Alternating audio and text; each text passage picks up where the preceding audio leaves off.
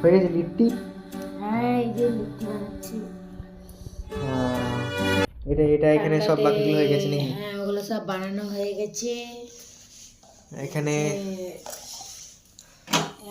চোখা বানানো হয়ে গেছে, বাহ, বেগুন ভর্তা, বেগুন আলু টমেটো ধনেপাতা চোখাও হয়ে গেছে, পেঁয়াজ দিয়ে। লিট্টি এখানে বাকিগুলো হচ্ছে,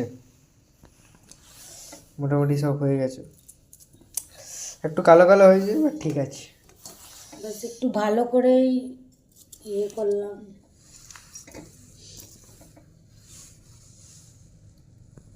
এগুলো হলেই হয়ে যাবে, আর বেশি দেরি নেই। রাত্রেবেলায় তো গরম গরম লিট্টি চোখা বাস খেয়ে নাও। এগুলো একটু দেখবো, যদি ঘিয়ে টিপ করে দেওয়া যায় তো ভালো হবে। ঘি ডিপ করলে বেশি ভালো লাগবে।